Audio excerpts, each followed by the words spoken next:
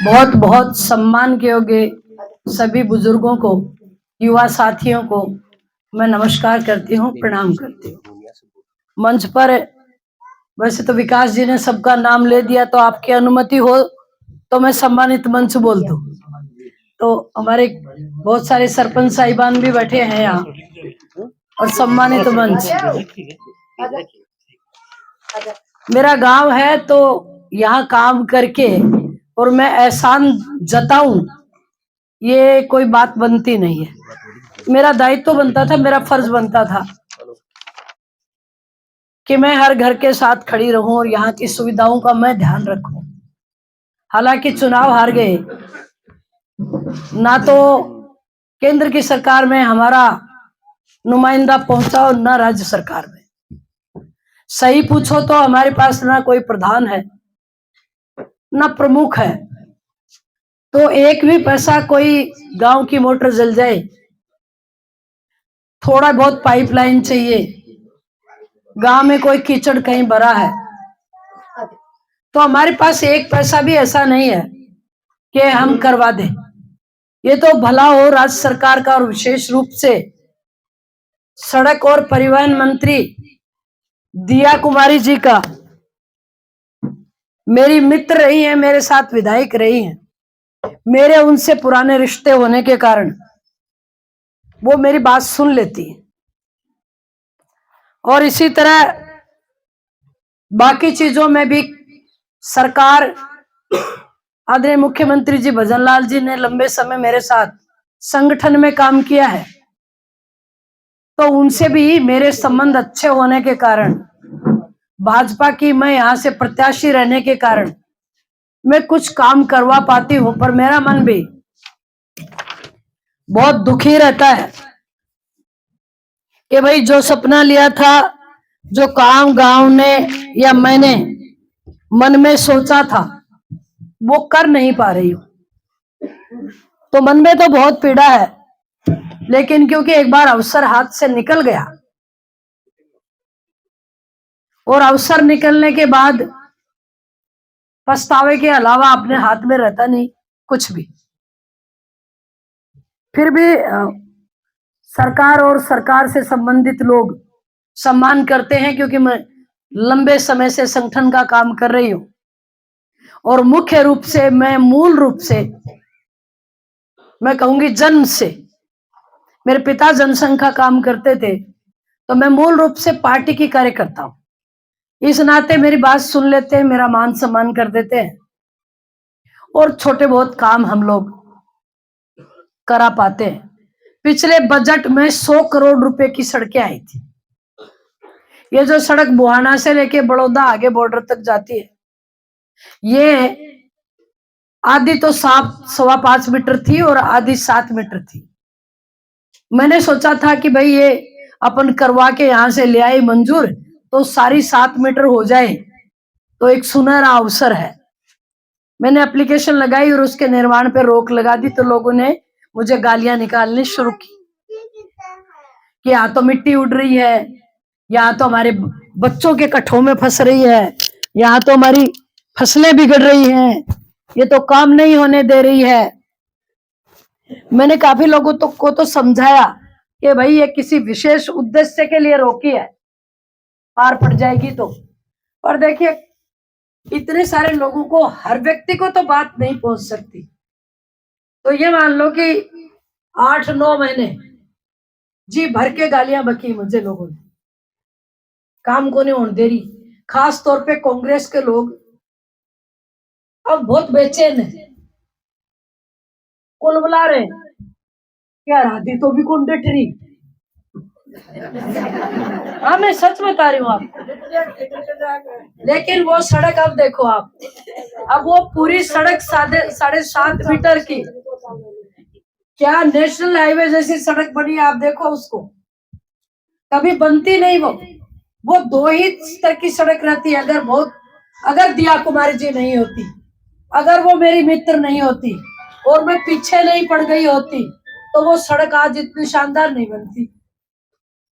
फिर जब ये पंचायत नवसज्जित बनाई, तब भी मैंने खूब गालियां खाई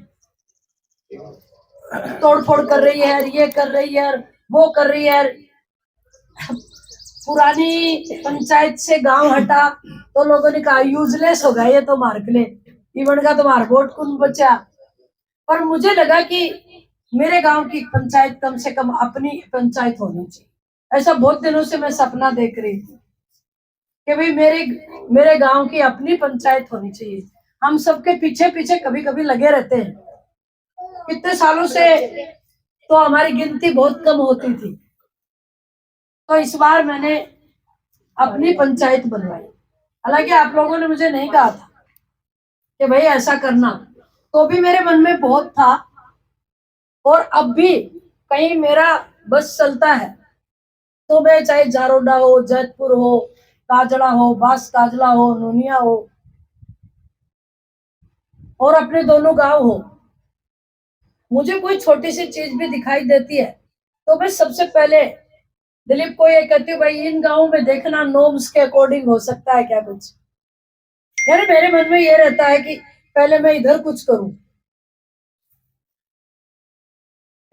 ऐसा भाव मैं समझती हूँ कि आपके मन में भी होना चाहिए। अब मन तो देखो किसी के बदले तो जाते नहीं है। मेरे पास ऐसा कोई चमत्कार तो है नहीं कि मैं एक जड़ी बूटी पिला के आपको या कुछ घुमा के आपका हृदय परिवर्तन कर दूं और आपको लगे कि मारी है भाई, गांव गुआड़ की है भाई और मारी है। मैं पहले से सुना करती थी, जब मैं छोटी थी तब मैं ऐसे सुना करती थी, बोले मारला गांव को खड़ो है जब वोट तो वहां गिरना पड़ेगा हूं कहीं।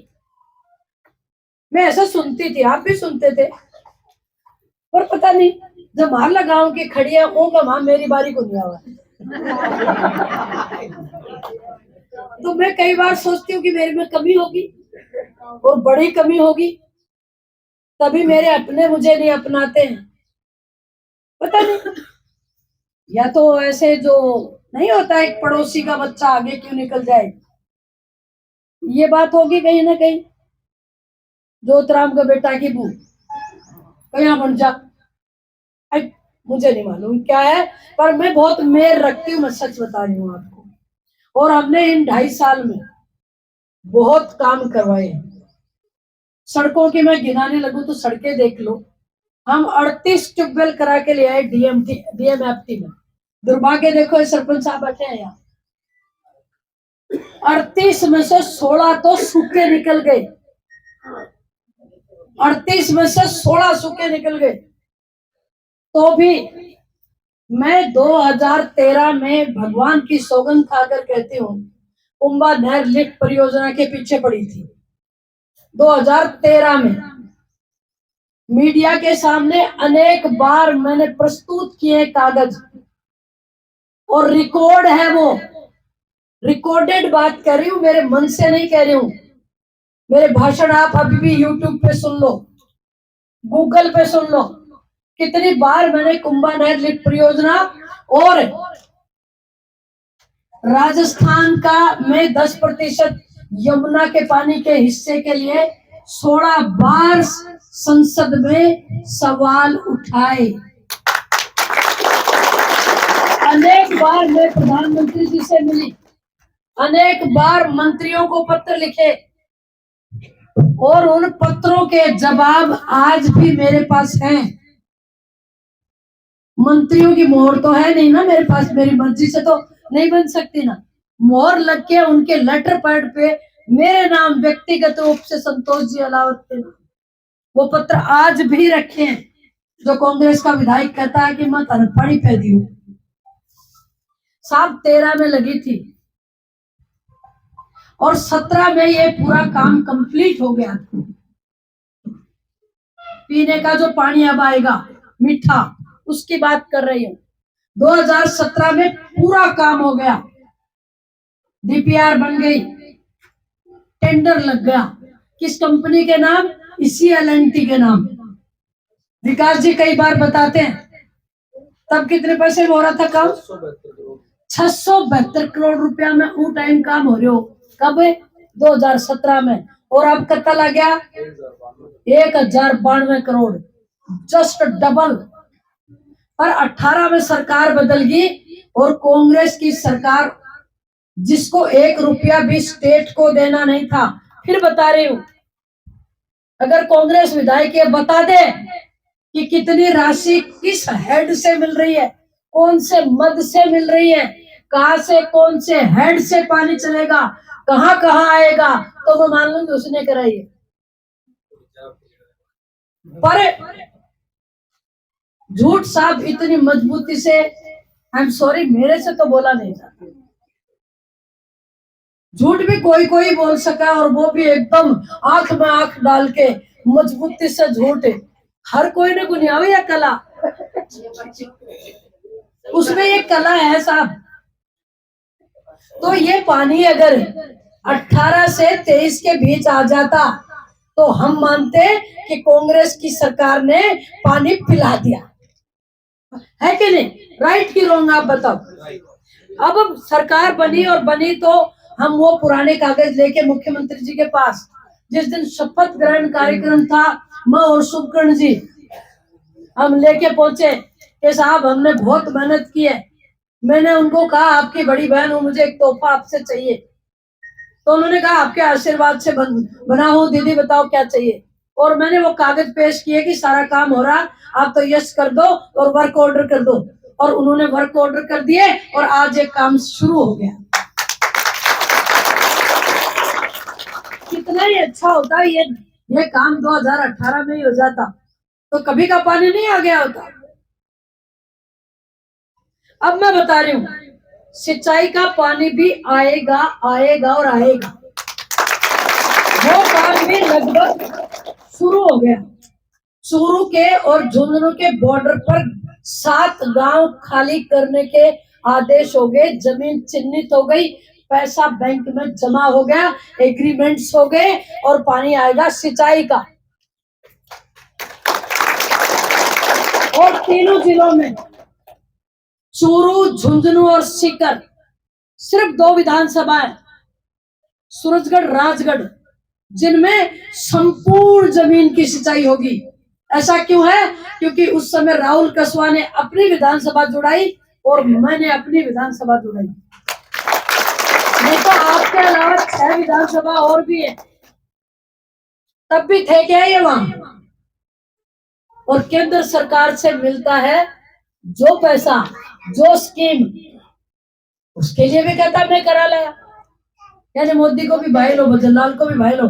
गाड़ काटे सदन के मां, ये बोला बीजेपी बेकार, बीजेपी के लोग खा गए सब कुछ, मंत्रियों को कुछ आता नहीं है, तू बढ़ जा, तू पहली बार आयो है और बार में केक है मेरा भाई लाई में करवा ले। तो तू सदन में गाड़ काटे लग रहे हो। कल परसों मुझे कह रहा था एक जाट